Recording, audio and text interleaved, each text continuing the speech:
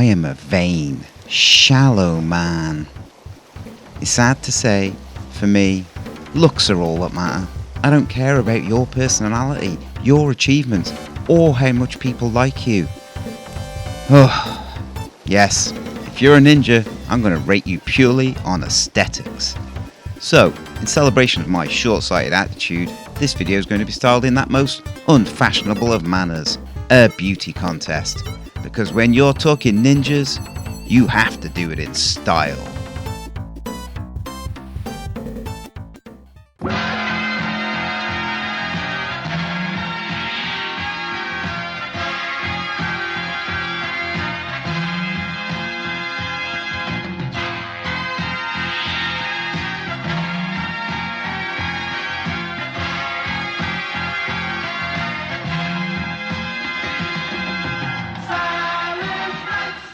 Along the coast, no sound is heard. Then a man takes flight, move through the night without a word. As though he wasn't there, and you can't be sure that he wasn't there. That light blowing your hair. No, you can't be sure he's there. So listen to me, children, and I tell you of the legend of the ninja. There were men of the night who moved in the night and shared their lives. Shaka ninja. For honor, ready to kill, and they were ready to die. Ready to die, ready to fight. Shaka ninja. For honor, ready to kill, and they were ready to die.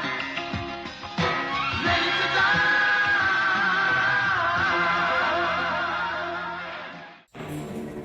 Welcome, ladies and gentlemen, to the Mr. Perfect Ninja pageant. Graciously funded and arranged by Industrious Bug. Long may he reign. And our first ever contestant is Mr. Joe Musashi. Take a walk, Joe. Joe is heading out on a mission to save his students, dressed in a skin-tight grey catsuit, and, in breach of ninja ethics, has taken the brave move of doing it maskless.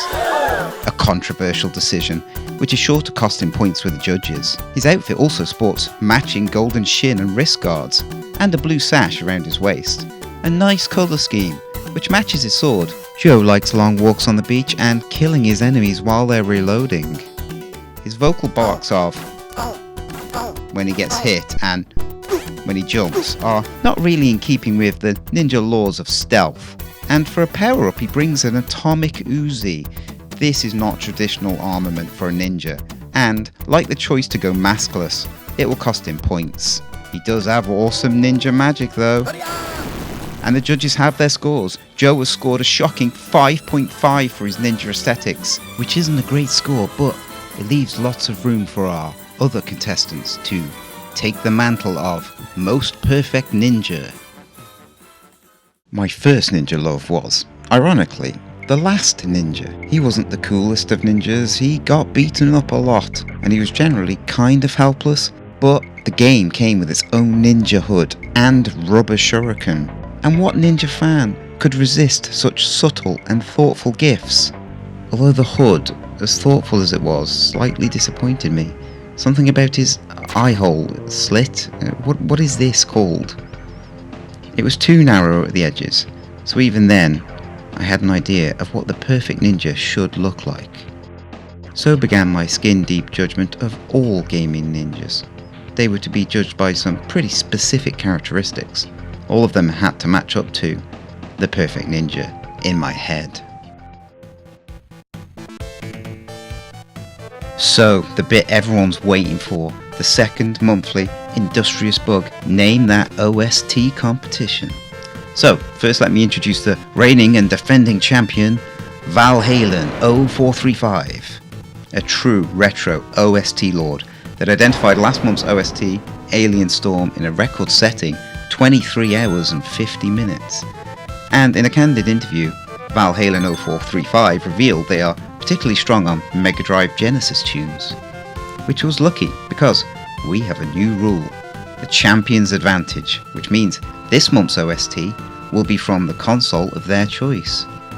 So what is the new OST you have to identify to defeat Valhalla 0435? it's been playing in the background this entire time.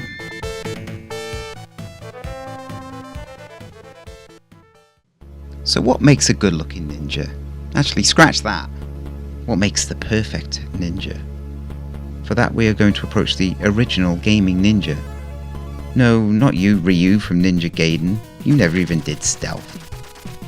Come to think of it, arcade game ninjas never did stealth. They were all about throwing shurikens, jumping about like mad lads and slashing. This is probably because stealth in video games was niche until 1998. Till my boy Tenchu hit the scene, like a ninja machine. You can't play no more. You die in peace, you misguided soul. So yeah, arcade games didn't do stealth. Oh, get out of here, Bonanza Brothers, trying to ruin my argument. Okay, most arcade games didn't do stealth, because time is money, and while the player is waiting for that perfect moment to strike, the arcade owner is impatiently waiting to get paid. Stealth would be a waste of valuable time when the player could be busy dying and paying, and dying and paying, which, when you think about it, is what life is really all about. So yeah, where was I? Oh yes, the original gaming ninja. So the title for the first ever gaming ninja is a bit complicated. A pair of ninja games came out in 1984. I verified this by checking the Roman numerals on their title screens. This is an odd affectation, no longer used. Probably inspired by movies also using Roman numerals to date their films. Because, games had a bit of an inferiority complex when it came to movies. Ninja Kun, 1984, arcade. What the hell is this crap? I don't care if it's technically the first ninja game ever. Look at it. No finesse, no style. Man, the jumping in this game is really weird. I think I'm getting the hang of it though. Hang on. Who's this guy up here? God damn it! Aha. Oh, it's like Rainbow Islands. I finished a whole stage or something.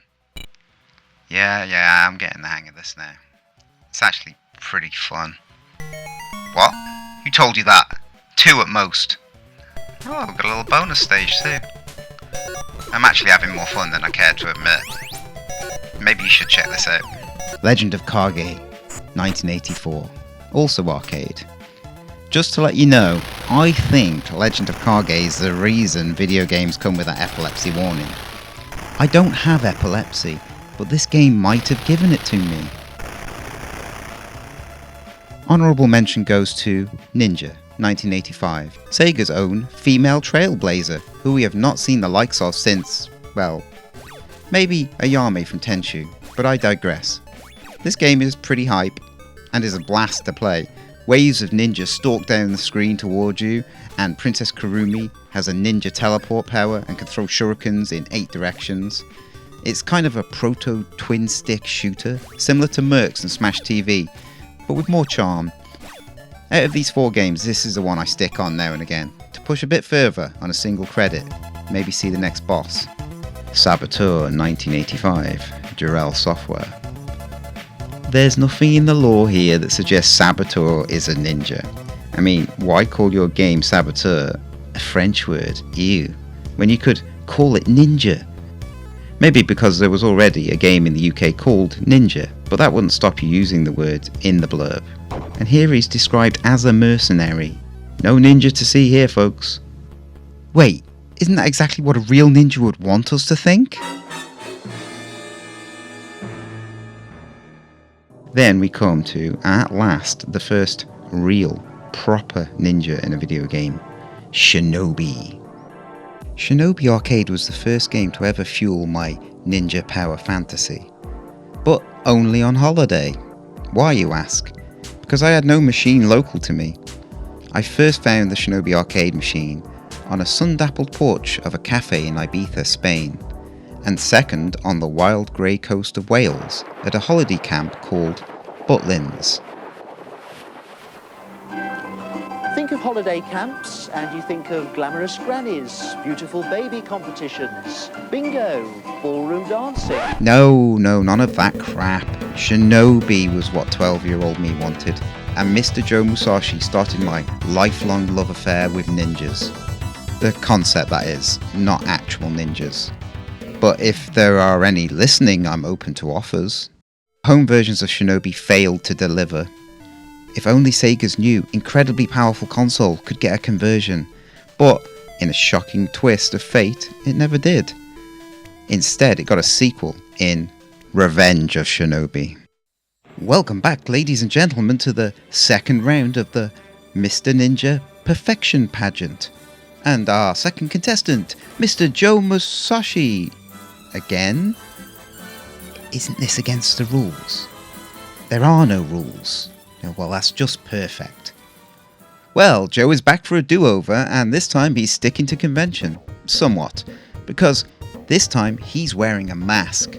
But still, somewhat unable to resist his anarchic fashion urges, he's avoided the natural dark clothing of a ninja and decided to wear white. Is there any hope for this ninja? This time his shin and wrist guards are a kind of dull pink, a fashion choice no doubt influenced by his students. He's upped his stealth game in this outing, at least, by remaining silent throughout the whole game. But his single frame jump animation looks weird. Looks like he's yanking himself into the air by his wiener.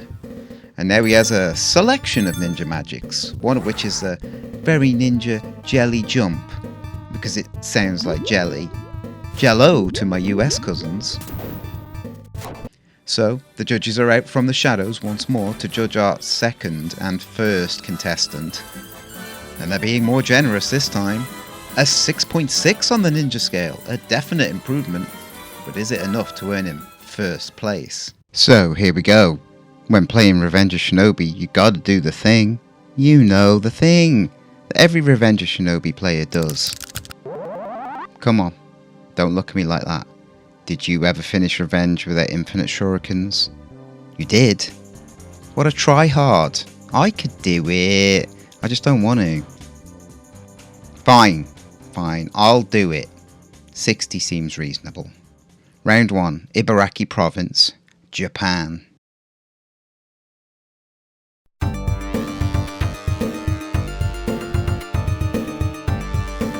Ah, you guys remember this tune. I heard it a lot, because without save states, you'd be hearing this tune more than any other in the game, except maybe this one.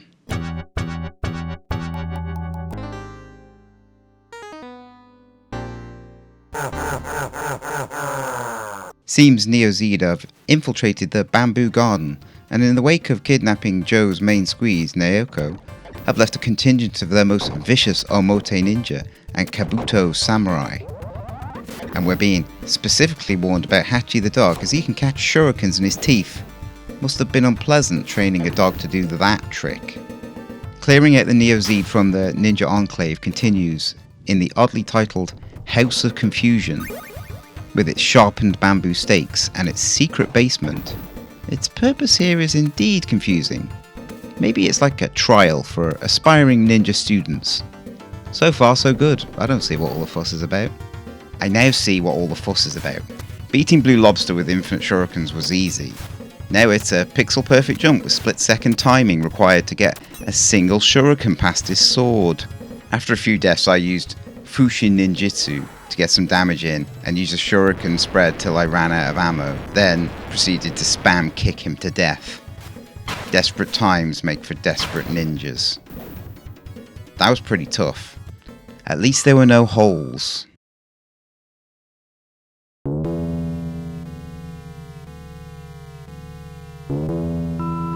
Holes.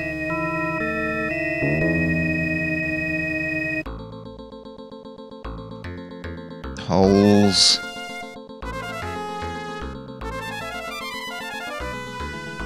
Holes.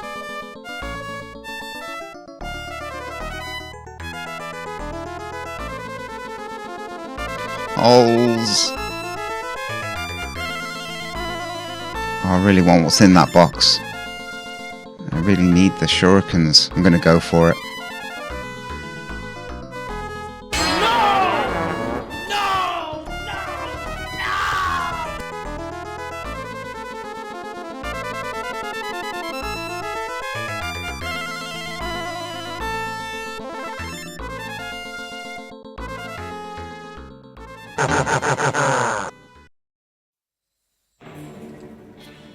Welcome back to the Mr. Perfect Ninja Pageant 2025.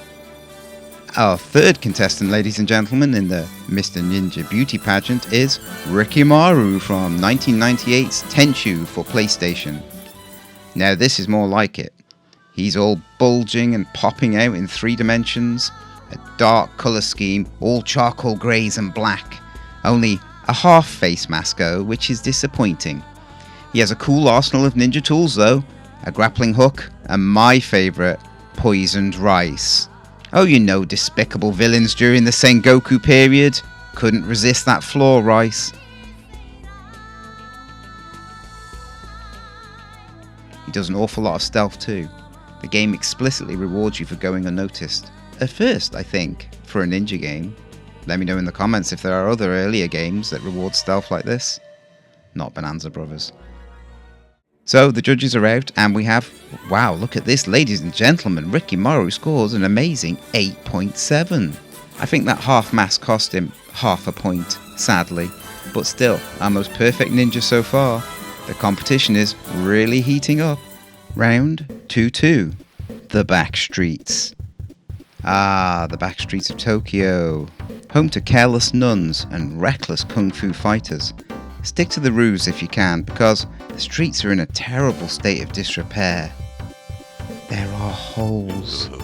Don't know when you last played Revenge of Shinobi, or if you ever did, but the double jump is a bugger to master. There's a definite but tiny window to fit in the second button press. It's as hard to master as the Dark Souls parry window. Okay, so everyone who's new to Dark Souls, pay close attention to what I'm about to do here. Parry.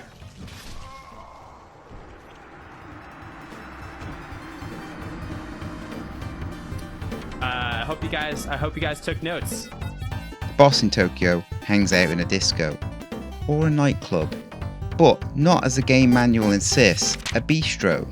Not that I've got anything against bistro ninjas. In fact, I think we need more ninjas and their dedication to craft in small business catering.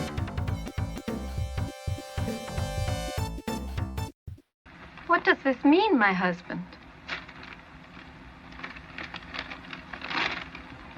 It means we must prepare to travel.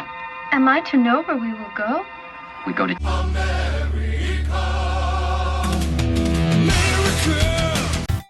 Time to export some culture, ninja style. Having cleaned the scourge of Neo-Zed from Japan, Shinobi has to catch a flight. You see, Neo-Zed is a transatlantic organisation. This stage is split into behind the fence and in front of it. A neat mechanic in concept, but in practice it's often hard to distinguish what side of the fence those bullets or grenades are on. Best to clean out one side of the fence, then the other. Be methodical, give yourself space to retreat to. By the way, a note. One ninja can take down a whole platoon of armed men, or grunts in this case. This, as a lad, is when I knew ninjas were in the same camp as superheroes and pantheonic deities. What can I say? Japan got that good mythology. If it weren't for King Arthur, I'd be jealous. What? Round 3.2, cargo plane. So many instant deaths. I guess even ninja cannot resist the forces of physics. Ninjutsu of Ikazuchi. Ninjutsu of Ikazuchi. Jitsu of Ikazuchi. Lightning magic is very useful here. In fact, it may be more useful than I ever gave it credit for. It doesn't just shield you from damage, but crucially prevents knockback, which on this stage almost always ends with Shinobi being pulled out of a poorly maintained airlock. The boss of round 3, Brain in a cyber cradle. Kind of feeling bad about this one. There's only one reason this brain would expose itself to danger. It overheats. Imagine being this brain, hiding inside your cyber cradle, slowly boiling to death. And when you emerge to cool off, there's this shinobi, moving too fast for your security beams to hit. And every time, he plinks your fragile glass enclosure with a diamond-tipped kunai. Horrifying. Now, at this midpoint of Shinobi's journey to the States, it's appropriate to introduce why revenge is so important to video games from a cultural perspective, and how it ties into broader cultural changes of the time. You see, in terms of media and the zeitgeist, video games used to lag far behind movies. In fact, throughout this period, video games aped movies and television as they were still a young, floundering art form, unsure of their strengths. America began to fall in love with Eastern concepts during the late 70s and early 90s. Ninja started to make appearances on the silver screen in the first half of the 80s.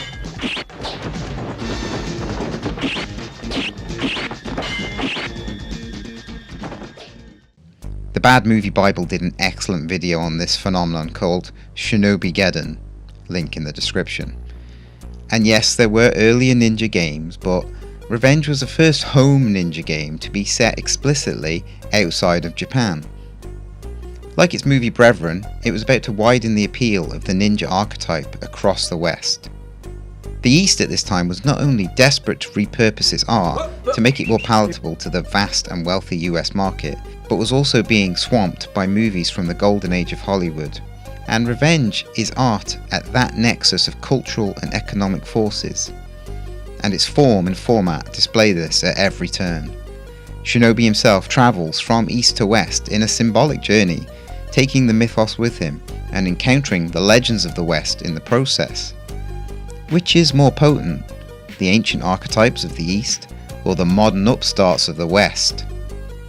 Here's a spoiler, it's ninjas. Ninjas are the best.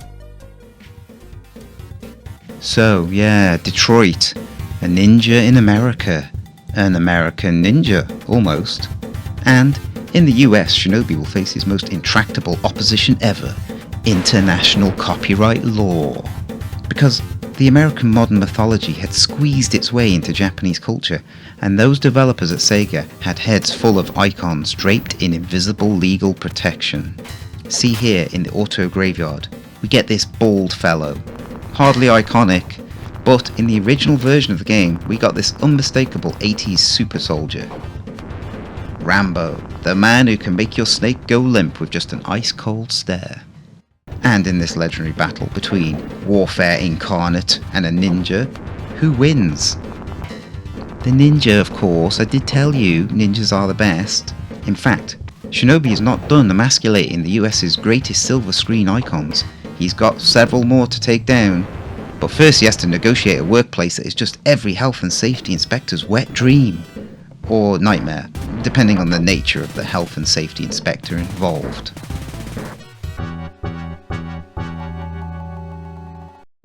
Yeah, I remember this spot. There's a 2 times extra life here, which would be impossible for a normal gamer to get without getting holed. First time, every time. I used to grind that double life back in the day, see. Behind the Auto Factory lurks a second American icon. Named in the manual as the awesomely inspired Master Attacker, he is obviously modelled on Arnold Schwarzenegger's portrayal of the Terminator. Flat top? Check. Shades? Check. Enhanced musculature? Super check. Likely to expose his inner machine on receiving large amounts of damage? Checkity check. But a single T-800 tossing around what remains of the American industrial might is not enough to stop a ninja. You need at least a T-1000 in this scrapyard scrap to make it fair. Round 5. Trick question. What's cooler than a skyscraper? A laser scraper. Don't think about how it doesn't make any sense in context. No building is scraping lasers here, but it does have lasers inside it. Here they are. Wow, they sound a lot like the lasers in the ESWAT prison level. Let's compare.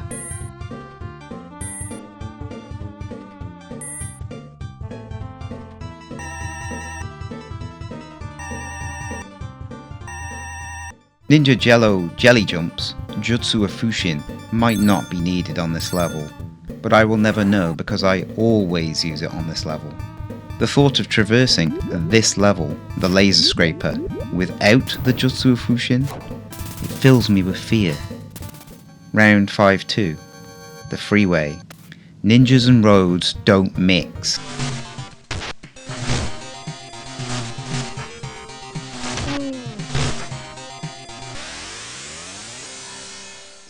Apparently, modern urban infrastructure is possibly the greatest hazard a ninja can face, other than looping mazes. Ugh. Unlike nuns, Shinobi has no road sense and will get hit by every car that comes his way. Maybe it's just a learning curve. He has been hidden in rural Japan for several years, where the traffic is quieter. This stage was so much easier with infinite shurikens. I remember doing this stage in the before 4 times. It was just an endless double jump shuriken shower parade, which now in retrospect I think was most of my experience playing this game before this video. So, thanks to you dear viewer for peer pressuring me into this learning situation, where I have the chance to prove myself. Now this level is a pain in the ass. Careful timing is required to avoid the cars, and the safe space beyond is just full of grunts who are just itching to shoot a shinobi into a hole. Round 5-3. Now we know why Shinobi had to play chicken on the freeway. He was trying to get to this vehicle. Now, this in my opinion is slightly sinister. The manual explains the scene thus: high-speed chase, your worst nightmare. And of course, as a young sprout of 16-ish back then, my worst nightmare was nuclear annihilation, or the suffering of living in the post-apocalyptic world it would create. Thanks, Freds. I don't know what young people fear now the most. Answers on the back of a postcard, I guess. Or in the comments. And here's Shinobi, gallantly trying to prevent Neo Zed's access to an intercontinental ballistic missile. Needless to say, I was and am still down with this action. Jumping over the little blue sparks is painfully repetitive, though thankfully quite easy. If you're nimble, you can get right next to the weak spot, or truckwart as I like to call it, and kick it instead. Once the truck has been disabled, it slowly comes to a safe stop, I'm sure. And standing confidently in the centre of the freeway is the next contestant in the Mr. Ninja Beauty Pageant, one Ryo Hayabusa. That's literally what it says. That's what it says. It's Hayabusa. He's got a lot going for him. He's got the tools and the talent, though those bare arms might be a little gauche for the judges. Ooh, excuse me. Whoa, whoa, whoa! And here he is, entering a corner shop. Ooh, that distinct lack of stealth is gonna cost him. And the judges are conferring. It seems they're split on whether the very rubbery, cat-like nature of his ninja suit is a little too Tim Burton 90s Batman. And here comes the score. Oh, that's a shame. Ryu, despite having such a traditional ninja name, has scored a 7.0, leaving Rikimaru as our most perfect ninja so far. And with only 2 more contestants to go, perhaps Rikimaru can hold on to that coveted spot. Round 6. Chinatown. Imagine crossing an entire ocean to the strange and foreign land of America, only to find an enclave of your nation's favourite local enemies, all hanging out in a town together. And of course they are prepared to die in defense of an insidious terrorist organisation. At least bad boy composer Yuzo Koshiro gave them this thematically appropriate BGM. And look at that, I have the chance to talk about Koshiro's music, so you know we gotta take it. At first, I thought about looking up the technical specifications for the Megadrive and Super Nintendo, see how their sound chips affected music production, but this was boring. Instead, I'm going to make a personal confession.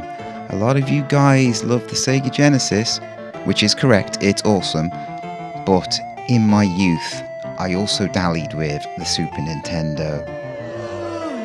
But wait, before you burn me, I'd like to throw someone else under the bus with me, because While recording this, I found out that Yuzo, our beloved Sega maestro, also did music for my favourite SNES video game, ActRaiser. It's a glorious OST. In fact, it's been playing in the background this entire time. But surely our guy had a favourite system, right?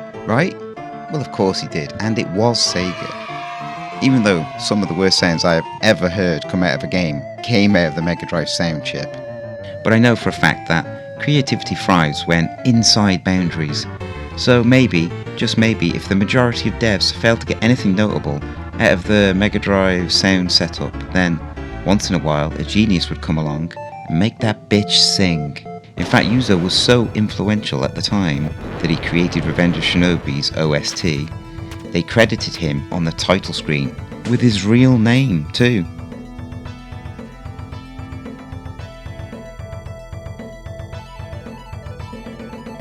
Must have been all that cachet from working on Wanderers from Super Scheme that got him the superstar treatment. And no, I've never heard of this wacky ass title either. But the music slaps, so that checks out. Wait, what are those cows? And we take this moment of confusion to whisk you back to our regularly scheduled programming, the Mr. Ninja Beauty Pageant, sponsored by Suspiciously Normal, a business and not a front for secret ninja operations. And our fourth contestant is a ninja that needs no introduction to lovers of retro games. Why, it's Scorpion. The original 90s edgelord ninja stalks onto the stage. Get over here! And immediately disembowels one of the judges. Perhaps they wronged him in life. He certainly is powerful and has a lot of personality. But how does he measure up in that most important of categories, appearance? Well, his outfit is a little dated, but nowhere near dated enough, if you know what I mean. Bright yellow, with a mask that looks like he's going dirt biking later. He really misses the mark. The remaining judges are preparing their scores. I'm convinced some of them are intimidated. But still, a relatively poor 7.2. Scorpion's not going to be pleased with that. We might need new judges.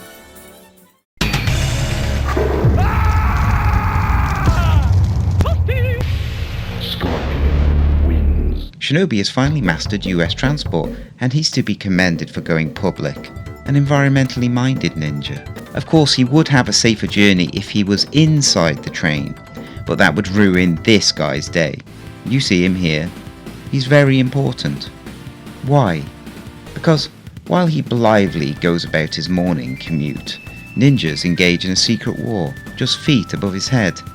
This is the most ninja thing in this game. That secret war just beyond our senses, where ninjas battle for the fate of the world. You can't tell me it doesn't really happen, because by definition we would be unaware of it. It's kind of like Schrodinger's ninjas. Once at the nexus of all train journeys, the train yard, we'll have to switch versions, because I've been playing from the SEGA Megadrive Classics collection. And in it, this area's boss has been greatly modified from the original version. And I want to get at that zeitgeist of these ninja devs back in 1989. So I ran through the whole game again on the original version, available to download from the Internet Archive, except this time with infinite shurikens. I wasn't doing it again with limited shurikens just to impress you guys. I will only do it once to impress you guys. And after the train journey, you get the intended boss encounter with Spider-Man. He's a little bugger, and I can see why everyone in the comics hates his webs. I get the Spider-Man is cool, and I guess he is a Shinobi regular. For example, here he is, in the original Shinobi arcade game, making a cameo. Despite his notoriety, this American freak of nature is no match for our Shinobi warrior, but in defeat, he is replaced by the Alpha and Omega of Western heroes, the Batman. What's wonderful about this is that SEGA put to death a line of inane internet forum questions about power scaling for all these characters with one elegant formula. Shinobi greater than Spider-Man, Batman, the Terminator, and Rambo. If only they could have got Goku and Superman in this game too. Round 7. New York. New York? It's a hell of a town. Set in the New York docks with these majestic wave animations, accompanied by a favourite track of mine by Koshiro, Over the Bay.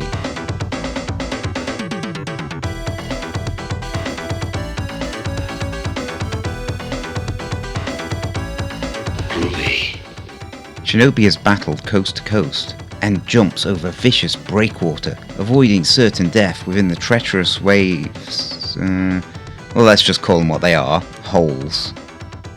Hey, how come Z Ninja can live in holes? They got that hole jitsu maybe. Hope Shinobi learns that for Art of Vengeance. I'm not dealing with any more holes. Once past the breakwater, Shinobi delves into the radioactive bowels of a container ship, its bottom layer filled with glowing fuel rods. And we all know who likes radiation. That's right, it's everyone's monster of nuclear annihilation made manifest, Godzilla. Or, for the copyright sensitive out there, a Brontosaurus. Poor old Zilla also got a makeover between versions of this game, if you can call getting all your skin ripped off a makeover.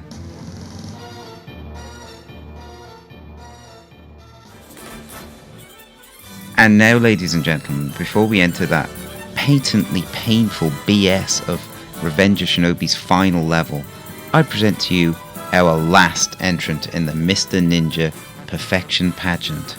The ninja from Mark of the Ninja, hereafter known as Ninja, or Mark? No, Ninja. Let's have a look at this final, unnamed contestant. And he doesn't appear to be on the stage. Is he even here? Well, let's look at some gameplay instead, see if we can find him there. Being so hard to spot, and being nameless, is not the end of this ninja's credentials. His tools are simple but effective. He is rewarded for being unseen and can use his enemies' fear against them in a most delicious manner. The way he fades into darkness and can use his spider-like agility to flit around environments is also archetypal ninja. He is easily our strongest contender so far.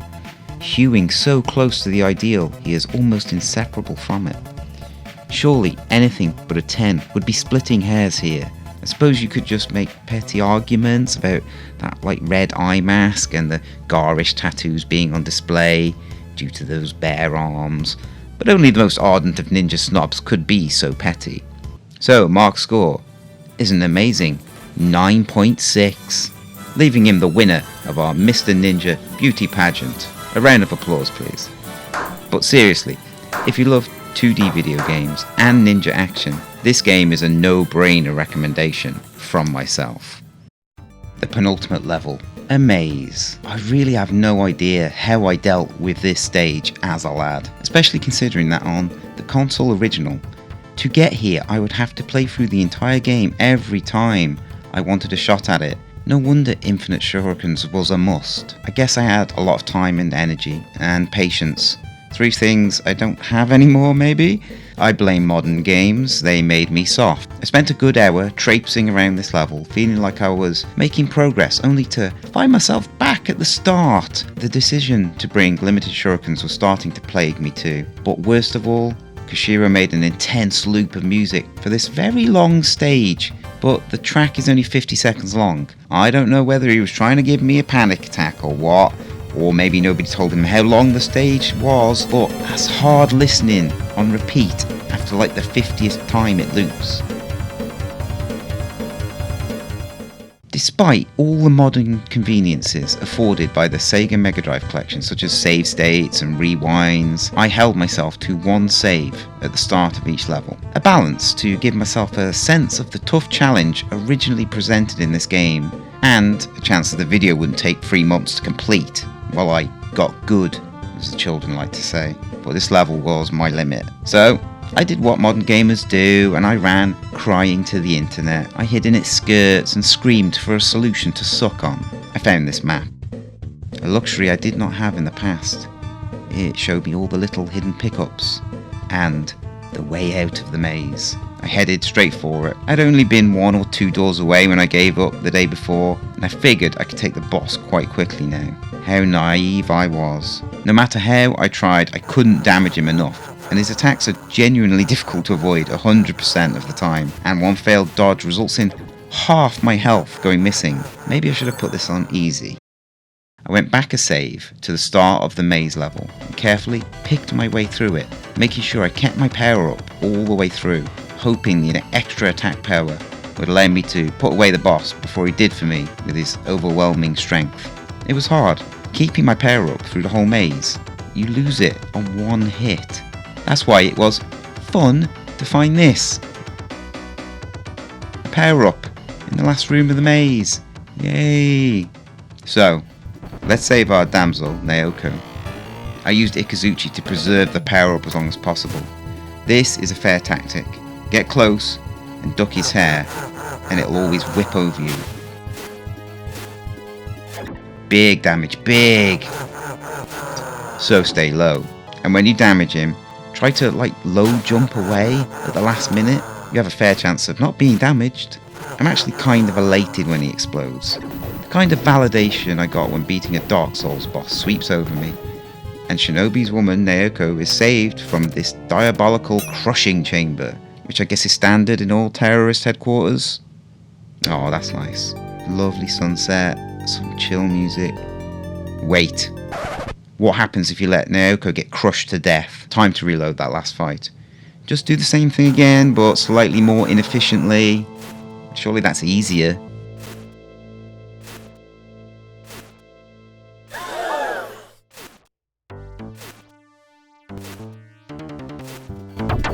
That fatal clonk. The trap has descended upon poor Naoko, crushing the life out of her fragile frame. Time to witness the second ending I never knew Revenge of Shinobi had. The secret sad ending. A lovely night sky. Obviously took Shinobi a lot longer this time. Deflated, yet still whimsical music. A shooting star, a subtle metaphor for Naoko's soul moving onward. Tasteful. Just tied off right there and... Oh, what is that? Oh my god, that's horrifying. Naoko stares down on at you from beyond the grave with shriveled flesh, sunken eyes and an evil grin. Whoa. So, let's see who worked on this one. What? No credits at all? That's odd. Give Yuzo front page title credit, but everyone else can go suck eggs. Lame. There is no perfect ninja in video games, but I often find myself reminded of the Revenge of Shinobi intro. And this short, highly stylized intro does a wonderful job of pinning down the archetype. So wonderful that I chose it as a focal point of my thumbnail for this video. And like a lot of other things in Revenge of Shinobi, this potent iconography is stolen. It is in fact from promotional material for the Kage no Gundam TV series from 1982. And in satisfying my urge for ninja perfection, this is pretty much it. Because when you have a ninja in media, any media, you cast light on it, and that is anathema to the very concept. At its most elementary, a ninja is an unseen cause of death, and the more light you throw on it, the less mysterious it becomes.